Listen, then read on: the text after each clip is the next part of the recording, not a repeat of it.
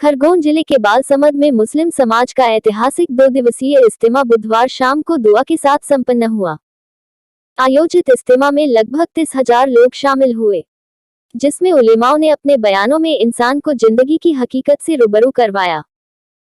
इंसान के लिए यह जिंदगी कुछ नहीं है, 4 रोज की जिंदगी है, लेकिन असल जिंदगी मरने के बाद की है, जो कभी खत्म नहीं होगी।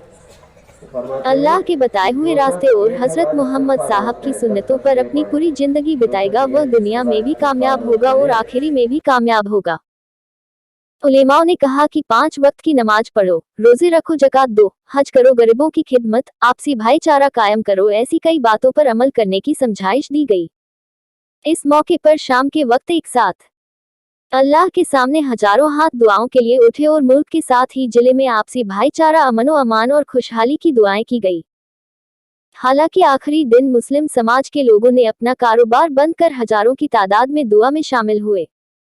हाजी शमीमुद्दीन जिलानी ने बताया कि अपनी जिंदगी को ऐसे बनाएं कि आपकी जिंदगी को देखकर इस्लाम को समझें और खास तौर से पूरे आलम में चैन, अमन, सुकून कायम हो और भाईचारा आम हो जाए। लोगों में जो गलतफहमियां फैली है वह दूर हो जाए। युवाओं को संदेश देते हुए बताया कि दुनिया में आने का क्या मकसद है, इसे समझें और अपनी जिंदगी बिताएं। इसके अंदर जो है महाराष्ट्र के जिम्मेदार हजरत आए हुए हैं, हाफिज मंजूर साहब के साथ एक पूरी जमात आई हुई है। और इसमें सुबह जो फजर के अंदर बात की मौलाना शमसुद्दीन साहब ने बात की थी। जोहर के अंदर जो है दहली निज़ामुद्दीन से आए हुए मौलवी यूसुफ साहब ने बात की। और जोहर के अंदर ही बड़े पंडाल के अंदर जो है मुफ्ती इलियास साहब ने बात की। और असर के अंदर जो है भोपाल से आए हुए हमारे हफीज़ इकबाल साहब ने बात की। और अभी मगरिब के अंदर मौलाना यूसुफ साहब अभी बात कर रहे हैं, अभी उनका प्रोग्राम चल रहा है।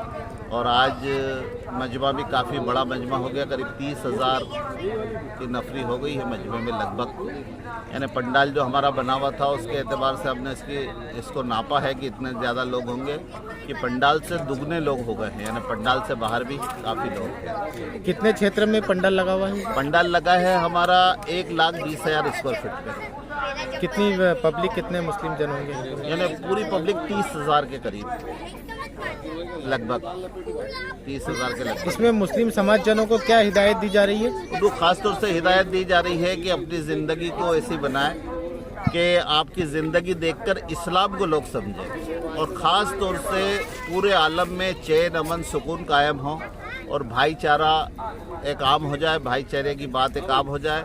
लोगों में जो गलत फहमियाँ फैली हुई है उसको ख़त्म किया जाए। इस्लाम के प्रति लोगों के दिल के अंदर जो बातें हैं, जो गलत फहमी है, उसको दूर किया जाए। और तमाम मुसलमानों के लिए ख़ास तौर से फ़र्ज़ है कि वो जो है अपनी ज़िंदगी को ऐसी बनाए कि उनकी ज़िंदगी सही रहेगी तो सारे आलम के अंदर खैर वजूद में आएगी।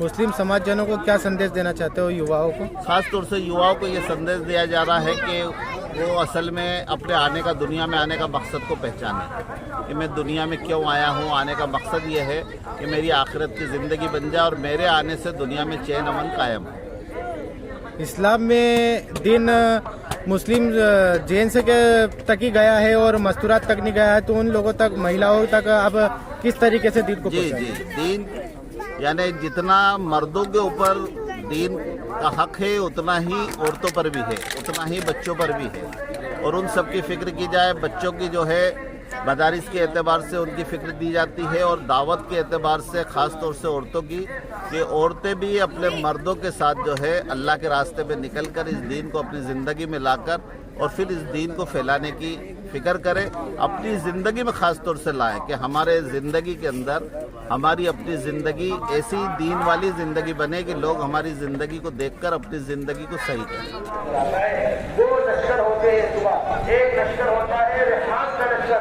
एक लश्कर होता है शैतान का लश्कर। रहमान